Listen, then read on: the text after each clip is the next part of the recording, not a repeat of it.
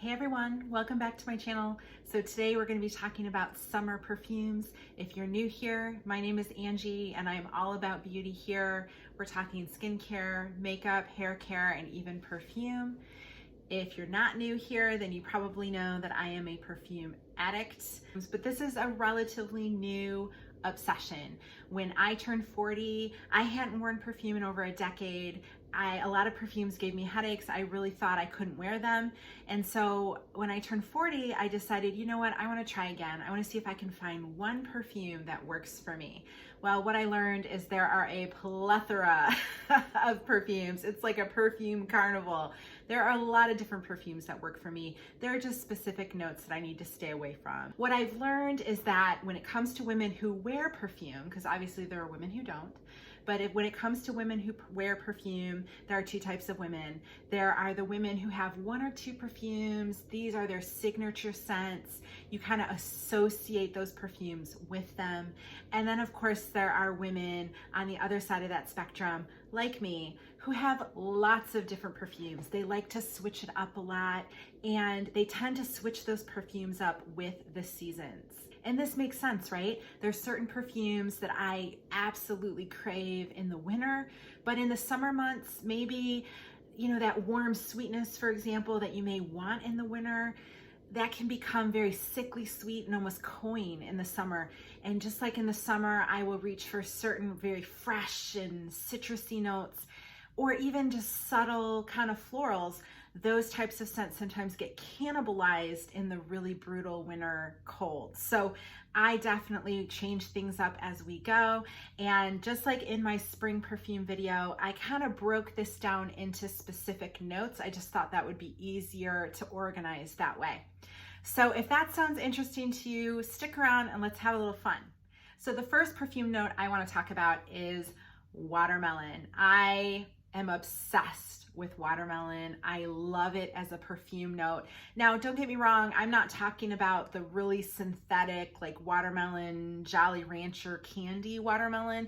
That's not exactly the note I'm looking for. I'm looking for a more natural, fresh watermelon. The biggest problem with watermelon is it's watery. It tends to be a relatively faint note. And so there are a lot of perfumes out there that use watermelon, but you may not even know it because they use it to kind of freshen or lift or brighten another note. For me, I like watermelon to be a little bit more front and center. I want to know it's in there. And so there are three perfumes that I'm going to talk about that are my favorite watermelon perfumes that are definitely more watermelon kind of front and center. The first watermelon perfume I want to talk about is from Dolce & Gabbana. This is from their D&G anthology. This is the number 3 Elle Imperatrice.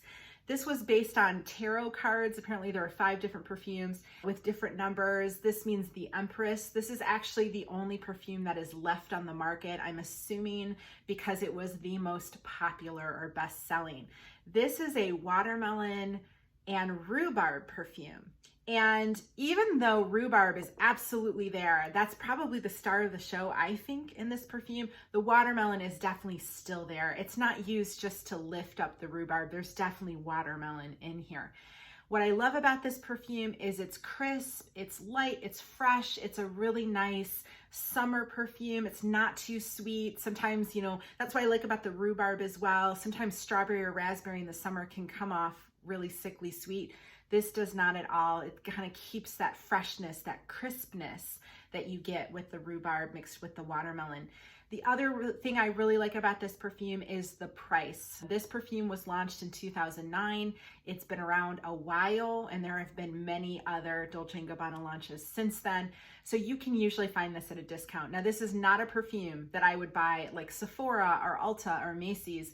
This is definitely a perfume that you can find at TJ Maxx, you can find at Marshall's, or you can find it at a wholesaler like fragrancenet.com, where you're gonna get it at a really reasonable price. I think I bought this for like $40, and this is like a huge size. The next watermelon perfume I want to talk about is from a niche, more of a niche brand.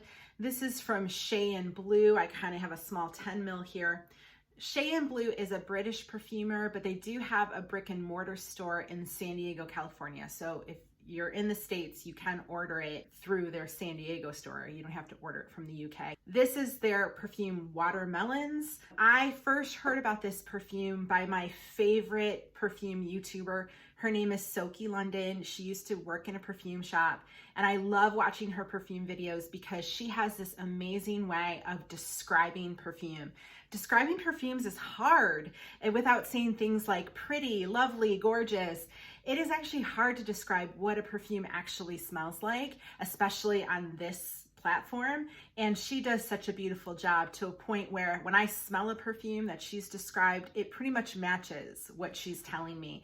So if you're interested in perfumes, if you're interested in perfume notes, if you're interested in perfume ranges, she has hundreds of different perfume videos. I will link her channel down below, because if you like perfume, you can't go wrong with Soki London. But she did a review on this brand, and the way she described this perfume was, this is fresh watermelon. This is, you've got a watermelon slice and you're walking around with it. And that's exactly what I think of when I think of this perfume. Now, there are other notes in here, obviously, but this is definitely, the watermelon is the star, but it's, like I said, a very natural, kind of subtle watermelon. The last watermelon perfume I want to talk about is probably my favorite of the three. I mean, don't get me wrong, I love all three of them. But right now I think this is my favorite, and maybe it's because it's the newest. It was actually launched just this year in 2021. And this is from Guerlain. This is another of their Aqua Allegoria range, and this is called Flora Selvagia. Flora Selvagia is a watermelon wildflower perfume. And the best way I can describe this is, I am sitting in a meadow of wildflowers and I am eating a slice of watermelon. That's what this smells like. It is, oh, it's beautiful. It is light, it is crisp, it is airy, it is a little fruity, but again, it is not too sweet, not too, citrusy or sharp or any of those things. The other thing I really like about this is the longevity. I actually get a good 4 or 5 hours out of this, where when you're talking about watermelon as this kind of watery, kind of subtle note, that's actually very hard to do in a perfume. And frankly, this range, as much as I love it, it's not known for its longevity. And the fact that I'm getting a good 4 or 5 hours from this, that's really, really awesome. And I just love the bottle. It's got the cute little honeycomb with the bee on top, which is kind of Guerlain's trademark. It's such a pretty, it looks really nice on your dressing table. So next, I want to delve into the citrus notes. I love so many citrus notes in perfumes, but I picked my favorite two, because I definitely have two favorites. The first of those favorites is grapefruit. I love grapefruit in perfumes in the summer. I love how that sharpness, that bitterness, that freshness can just cut through heat and humidity and make you feel fresh and clean and pretty. I have 3 grapefruit perfumes to talk about. The first one is the oldest. I think this came out in 1992. This is from Jo Malone. This is her grapefruit cologne. Now, this is grapefruit like we've all been on that diet where you're supposed to eat grapefruit for breakfast. That's what this is. This is not very sweet at all. It is bitter, fresh, citrusy, but there's not a lot of sweetness to it. And again, when it's really hot and humid, this is kind of the type of thing that I crave. Now, I do like to layer this perfume. Jo Malone perfumes are great for layering. And I really like to add kind of saltiness to it. And so some of my favorite perfumes to layer it with, Jo Malone's Wood Sage and Sea Salt just kind of brings this all together, and it creates this really sophisticated kind of salty citrus. It's just really amazing. Ellis Brooklyn has a perfume called Salts, and that's also a great perfume to layer with this one. Don't get me wrong, this is great on its own, but it's a great perfume for layering.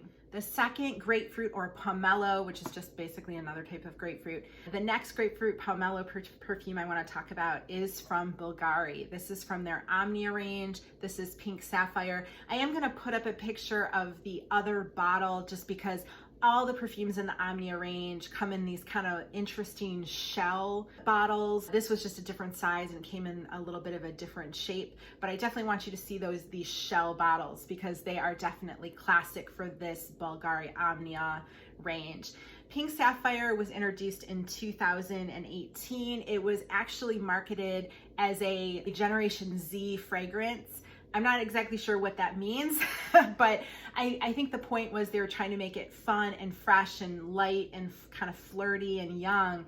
And when I mean young, I don't think of this as like teeny bopper young, but I definitely think this is a young fragrance. I wouldn't say it's sophisticated, it's not chic, it's not any of those things, but at the same time, it's just nice. It is that sweetness from the pomelo and pink grapefruit, and then it's got some tropical flowers in here. There's frangipani in here, there's tiare flower, and then it has this kind of musk woody base that's quite beautiful as well. But the pomelo and the pink grapefruit are definitely the star in this perfume.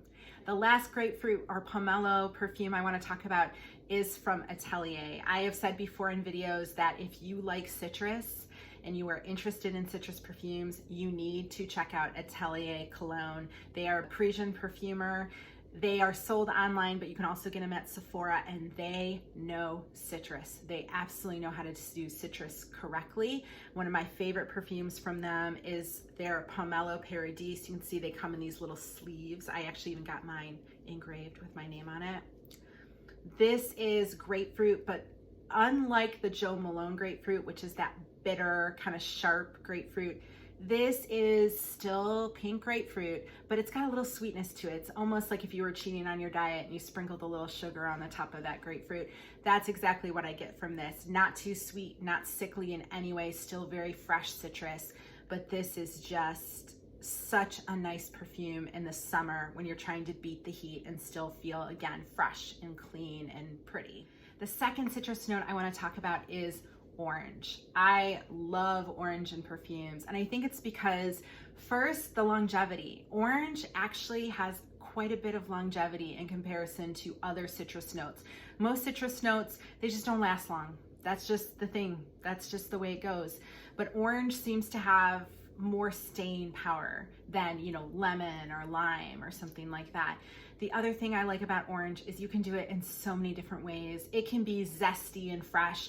It can be more like a warm, sweet orange liqueur, or it can be like a chocolatey orange. There's just so many ways to do orange. When it comes to the summer, I want orange. I want zesty orange. And again, my first orange perfume I'm going to talk about is another one from Atelier. I told you they do citrus well. This is their Orange Sanguine. Now, this is not a sophisticated perfume. It is not complex. It is orange on orange on orange. Basically, what this perfume is if you were to slice open a ripe orange and stick it to your nose. The first time I tried this perfume, I was brought back to my childhood. I played soccer for like a hot minute when I was a kid. And I remember after each game in practice, you know, a parent was in charge of bringing the orange slices in a cooler. And I remember being hot and sweaty, but running around with this orange slice in my mouth with a big orange peel smile. And that's what this reminds me of. It is just such a great, again, a summer fun perfume that is not taking itself too seriously. On the flip side of that coin, my other favorite orange perfume is much more complex. Now, don't get me wrong, it's still orange, but it is definitely a little different. This is from Tom Ford. This is his Mandarino de Amalfi Aqua. This is absolutely orange, but this is like I'm walking in an orange grove looking over a cliff at the Amalfi Coast. So don't get me wrong, it's orange, but then there's some mint in here, there's thyme, there's tarragon, there's a bunch of other notes that lift it and elevate it and make it really something special, really something complex, sophisticated, and I love it. Now, the gripe with Tom Ford is that they're expensive. Tom Ford perfumes are stupid expensive, frankly.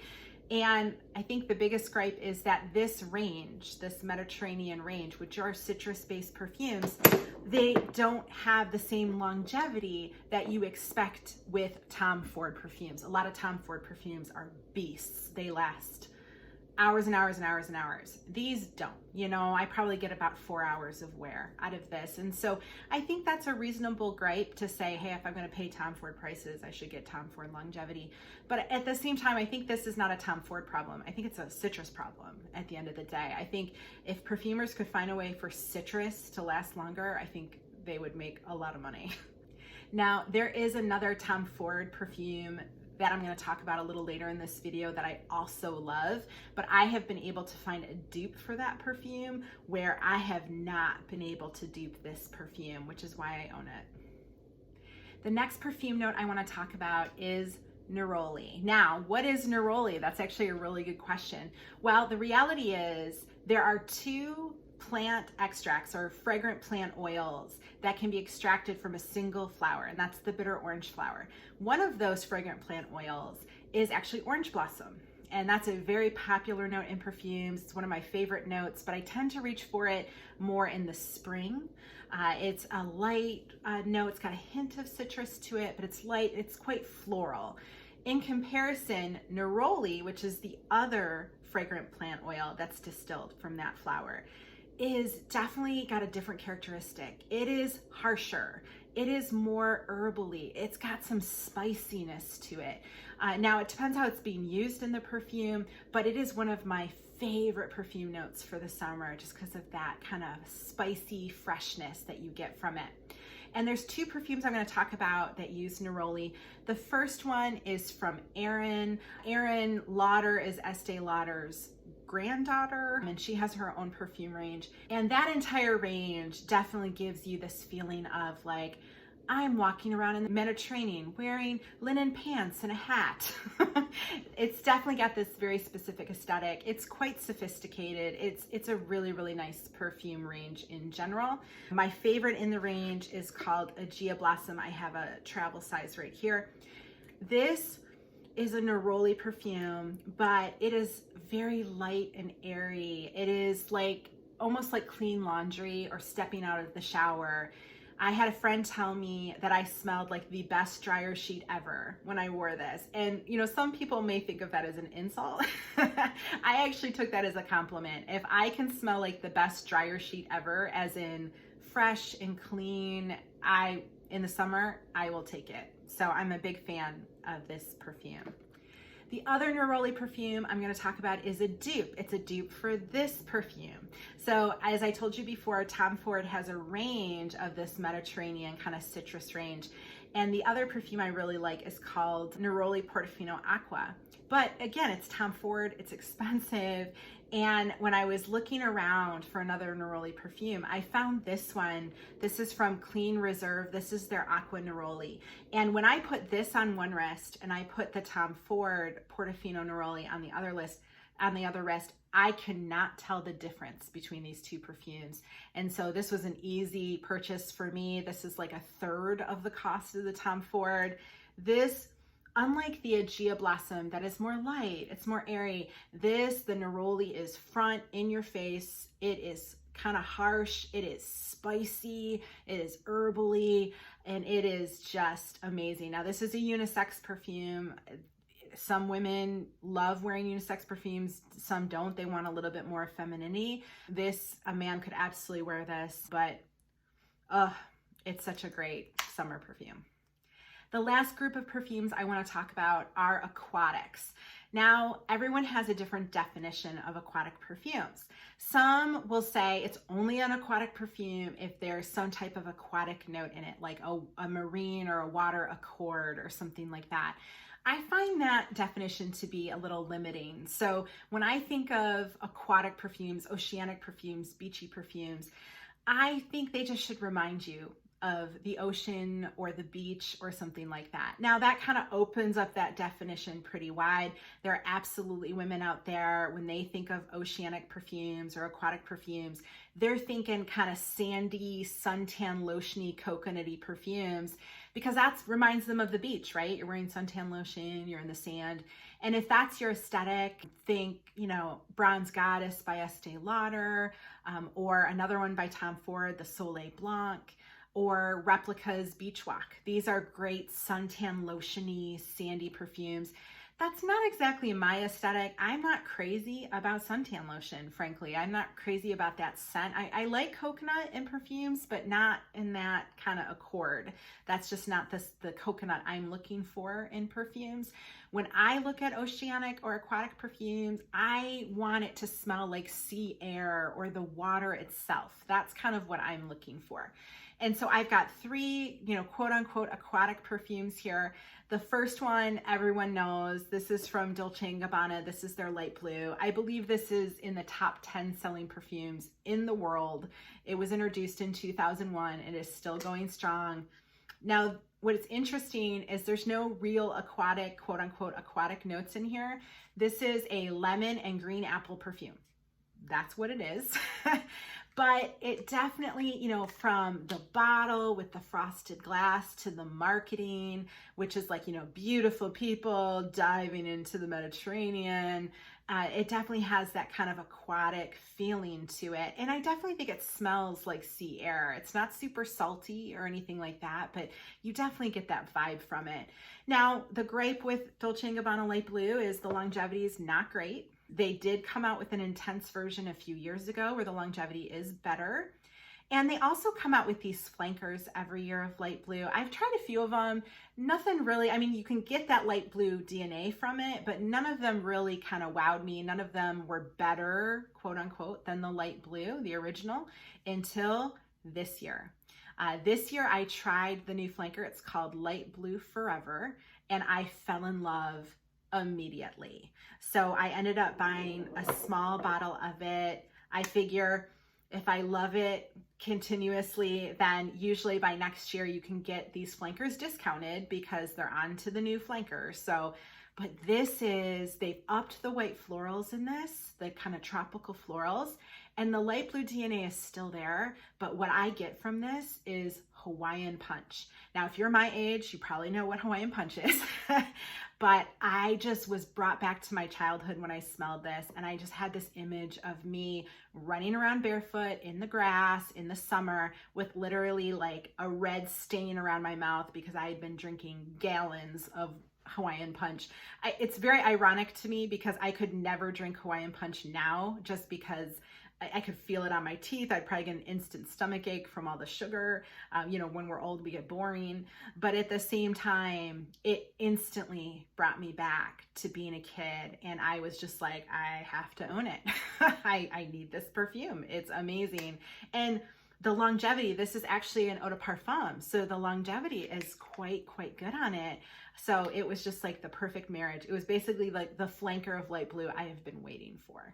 Now, the second aquatic perfume I want to talk about is kind of, I would say, the yin to the yang to light blue. This is from Giorgio Armani. This is their Acqua di Giol. This is Orgiola, which is the female version of it. I have a travel spray right here. I find that people are either light blue fans or they're Acqua Giola fans. I mean, I like both of them for different reasons, but they both have a very similar aesthetic. Now, this isn't a green apple lemon perfume. This is more like a lemon mint perfume. And then in the mid notes, the heart notes are things like peony and jasmine. So these kind of watery aquatic flowers. There's some pink pepper in here. And then the base is kind of like a cedary base. And there's a little brown sugar in it too. So this is also this kind of sea air aesthetic, and it's a beautiful summer oceanic aquatic perfume. It definitely reminds you of being on the sea at the beach. The last aquatic perfume I want to talk about, I think is probably the only one who would follow the definition, that original definition. And it's not, I don't think of it as a super popular perfume, but I absolutely love it. And I've decided I think I like it because even though it's considered an aquatic, this is not a seawater ocean perfume. This is a freshwater perfume.